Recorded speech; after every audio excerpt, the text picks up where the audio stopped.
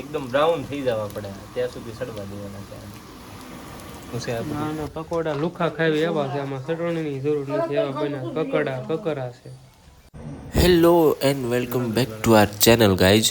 તો આજે આપણે બનાવ્યા છે કાંદા બટેટાના પકોડા, જે એક વખત ખાશો ને તો ખાતા જ રહી જવાના છો. તો આ મિત્રો સાથે આજે અમે બનાવ્યા હતા. ભજીયાના શોખીન માણસો માટે તો આ અલગ જ ટેસ્ટ કંઈક આવે છે આમાં, તો એક વખત તો ટ્રાય જરૂરથી કરજો. અને વિડીયો પસંદ આવે ને તો લાઇક, શેર અને સબસ્ક્રાઈબ કરજો. ચાલો શરૂ કરીએ.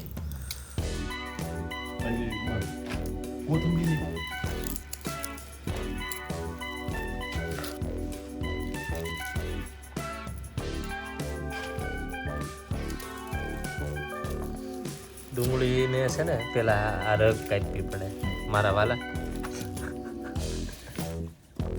આ ડુંગળી ફોલવાની નવી ટેકનિક આપણે વિશુભાઈ લાવ્યા છે.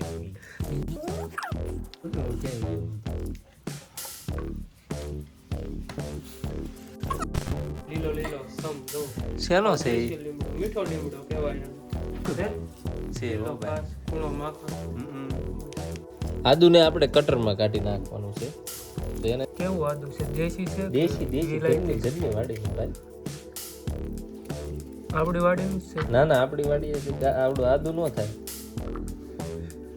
જેની વાડી છે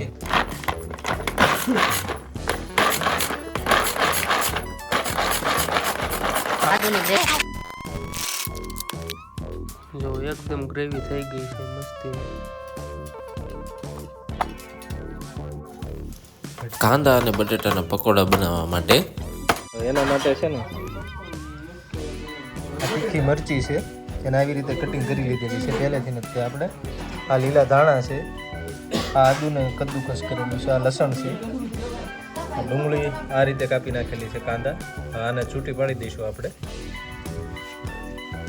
આ જોઈ શકો છો, આ બટેટા છે, એને એકદમ આ રીતે સ્લાઇસમાં કટિંગ કરી લેવાના છે. ગરમ મસાલો, અજમા, નમક,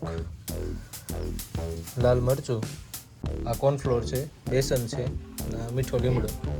હવે આનું આપણે રાબડું તૈયાર કરવાનું છે, તો હાલો કરી લઈએ. હવે રાબડું બનાવવા માટે હવે પહેલાં આપણે કાંદા લેવાના છે.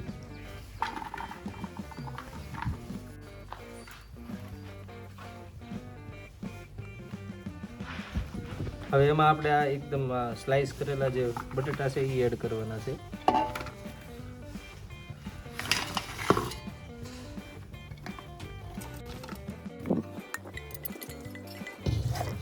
આ કદ્દુકસ કરેલું આદુ એડ કરવાનું છે હવે આપણે.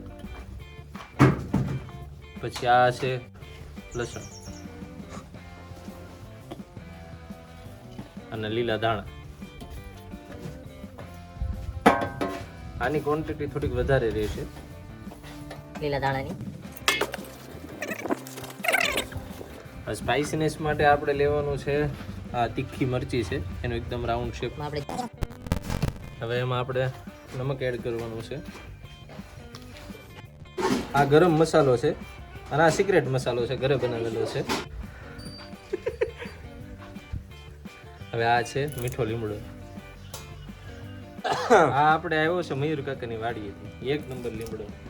આ તમે જોઈ શકો છો, 1 નંબર લીમડો છે. આ મયુર લીલો કાકા છે. સમ દેશી જો લીમડો બધાથી વધારે મોંઘી વસ્તુ આ છે.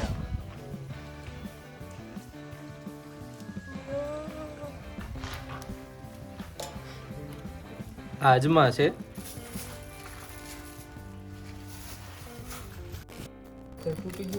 આ કોર્નફ્લોર છે. આનાથી ક્રિસ્પીનેસ આવે છે, એકદમ ક્રિસ્પી પકોડા બનશે આનાથી. આ આપણે ચણાનો લોટ છે.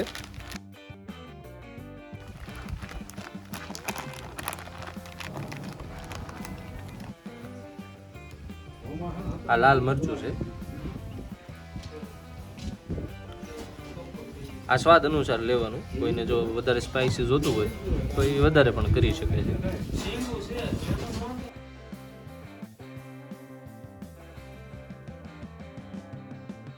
પીવું છે.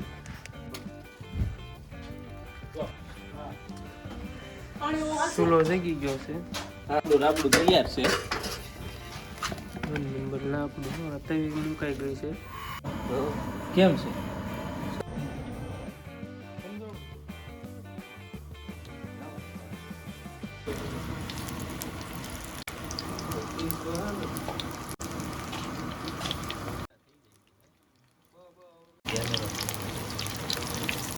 એકદમ બ્રાઉન થઈ જવા પડે ત્યાં સુધી સડવા દેવાના છે.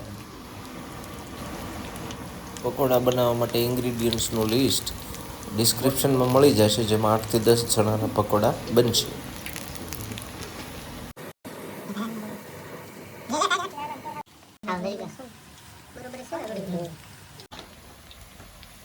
આવા ગોલ્ડન બ્રાઉન થઈ જાય ને ત્યાં સુધી ચડવા દેવાના છે, જેનાથી બટેકું અંદર કાચું ન રહે અને એ બધી વસ્તુ વ્યવસ્થિત આમાં ચડી જાય.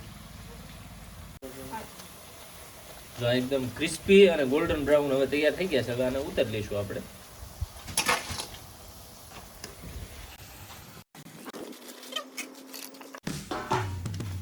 પકોડું છે આમાં જે આપણે બટેટાની ચિપ્સ થાય છે ને તેને આવી રીતે અલગ કરીને ખાતો તમને ચિપ્સ જેવું જ લાગે.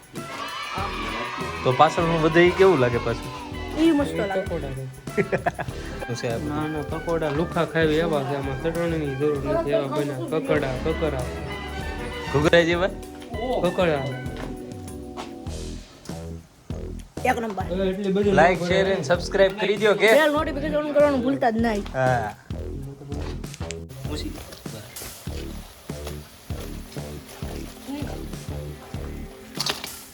કાઠિયાવાડના ઘૂઘરા.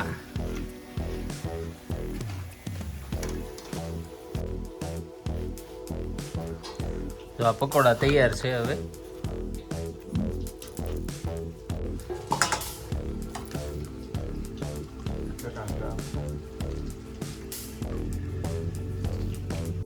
આ ચટણીની રેસીપી છે ને આ વખતે થોડીક સિક્રેટ રાખવામાં આવી છે.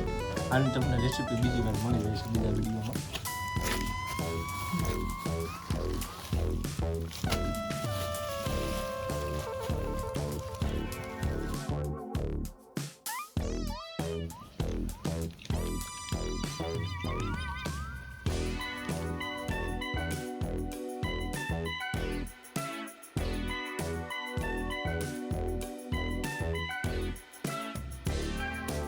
આરામ કરવો પડશે ને હવે 2-3 મયુર કાકાને કરવા દો આરામ, અને આપણે કોઈ લાઈક શેર અને સબસ્ક્રાઈબ કરવાનું ભૂલતા નહીં.